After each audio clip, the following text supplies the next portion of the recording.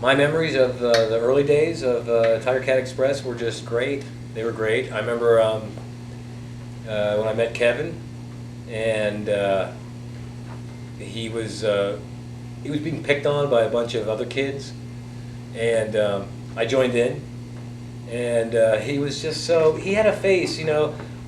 Our old manager, Cash Money, used to say, Kevin was the son he never had. In fact, he said Kevin was a son no one ever had, that no one would want him. So you know, I felt sorry for the kid, and so we started the band, Tiger Cat Express. We met this guy Ganoush, who had this wild hairdo. I mean, it was the '80s, and he had these crazy glasses, and I understood he had a keyboard and a PA. So Ganoush was in. He was in the band. Hey! Yeah, Ganoush. Good times. And then Gordon Finley. Okay, Gordon.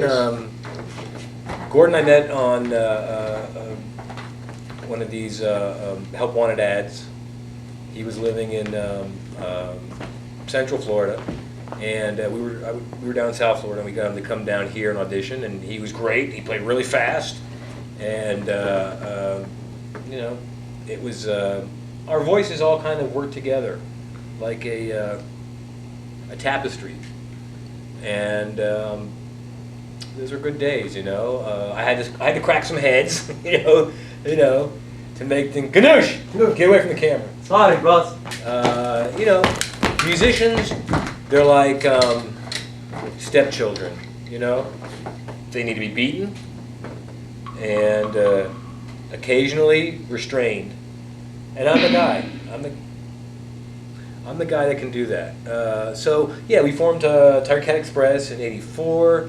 In '85, we went on a world tour all over the Southeast. We went down to South America, and it was fantastic. We were well received. South Philly. South Philly, that's right. We did the cream cheese factory there, which was a great gig. Delicious. It was delicious.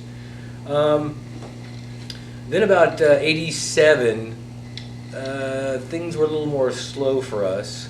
You know, that was, I think that's when I wrote Sex Machine, which was autobiographical, because we played a lot of... You got your thing stuck in the that's right. the machine that I time. had my thing stuck in the machine. And I was the only one really getting laid, which is why we knew Kevin was a little slow. But he's a good kid. What's that? And Well, but But you what's know, a lot your of. definition of sex in that case? Do you mind Sorry. if I do this interview? Thank you, Dinesh. Sorry, man. You want to start tuning up? Okay. All right, that's good. You know, we had a lot of controversy in the fact that people said I would antagonize the audience. I only antagonized audiences that needed to be antagonized.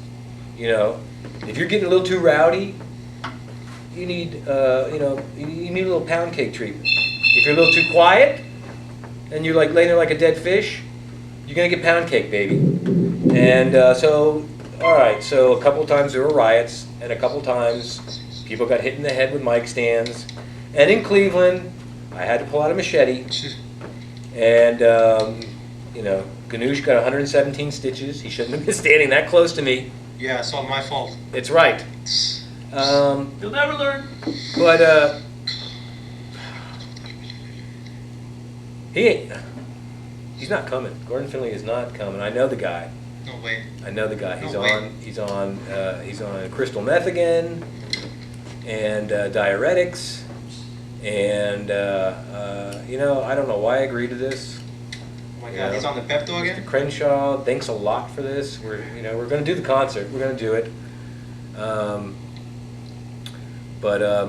Well, back to the history of Tiger Cats. So yeah, by the time that the late '80s were coming around, we realized the new wave thing was kind of played out. So we decided, hey, boy bands were really big then. You had NSYNC, you had Menudo, a couple other bands. So we formed a boy band, 14 degrees. and 14 degrees. And Sid Burns was our manager at the time, who was a great manager. He ran, I think he had a chain of muffler shops and a video store, and he wanted to work with young men. And so we formed Tiger Street. I wrote Woman in My Head, what was called In My Head then. And that was a #1 hit in Taiwan. A lot of people don't know that.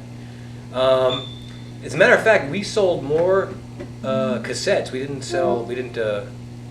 didn't have CDs, but we sold more cassettes in Taiwan than the next two leading bands continued or combined. Let me say that again.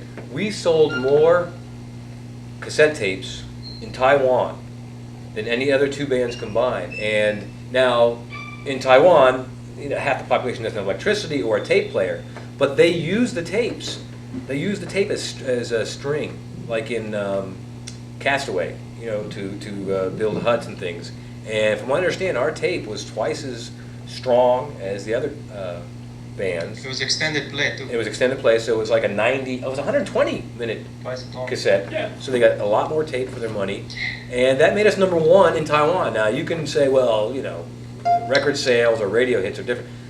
Look, if people are buying your cassette for whatever reason, you are selling them, and you are a hit. So the Tiger Street thing just blew up on us, and then there was the incident in where was it? Was it in Abu Dhabi. was it Abu Dhabi? Yeah, it was in Abu Dhabi. Gordon got shocked on stage Yeah, and had a life-changing incident, and he became a Protestant Mormon instantly, like that second on stage. Right there. He cursed all of us, said we were sinners, and he moved to Iowa to become a farmer and to start his own cult. Now this was I think he married 3 girls that night too. he probably did. Oh boy. So we said, all right, no more boy band.